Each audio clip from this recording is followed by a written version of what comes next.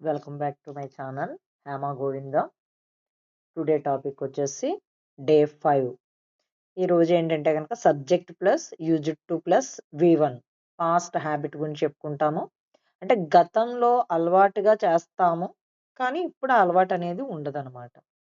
So అలాంటి సందర్భాల్లో subject used to plus V1 వాడాలన్నమాట.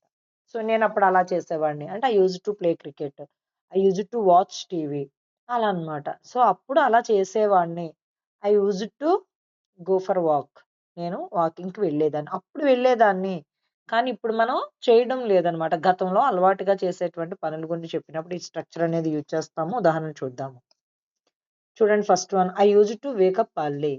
నేను ముందు తెల్లవారుజామున లేచేవాడిని. కానీ ఇప్పుడు లేవట్లేదని అర్థం అనమాట. She used to play cricket. ఆమె క్రికెట్ ఆడేది. ఒకప్పుడు ఆడేదనమాట. We used to live in village. మేము ముందనే పదం వాడకపోయినా పర్వాలేదు గతంలో చేసినవే కాబట్టి. మేము గ్రామంలో ఉండేవాళ్ళం.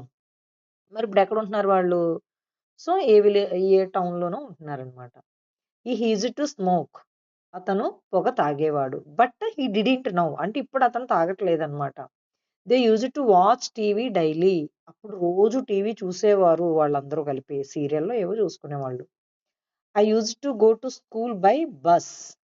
నేను బస్సులో స్కూలుకి వెళ్ళేవాడిని. కానీ ఇప్పుడు కాదనమాట. అంటే గతంలో నేను ఎలా చేసేవాడిని, తరచుగా చేసేటువంటి పనులు, అలవాటుగా చేసేటువంటి పనులు, గతంలో ఏవైతే ఉన్నాయో, సో, అవి చెప్పడానికి ఈ స్ట్రక్చర్ అనేది యూజ్డ్ టు అనేది యూజ్ చేస్తామనమాట. సబ్జెక్ట్ ఉంటది, యూజ్డ్ టు ఉంటది, ప్లస్ V1 అంటే హావ్ టు సెంటెన్స్ లాగా, హాడ్ టు సెంటెన్స్ లాగా, షుడ్ డు ఈ సెంటెన్స్ లాగే యూజ్డ్ టు తర్వాత V1నే మీరు ఉపయోగించి ఈ సందర్భంలో వాడొచ్చనమాట. సో, మీరు డైలీ లైఫ్‌లో ఈ వాక్యాలు అలా మాట్లాడుతూ ఉంటే అలవాటు పడిపోతారనమాట. సో, మరొక టాపిక్‌తో మళ్ళీ కలుద్దాం. బాయ్.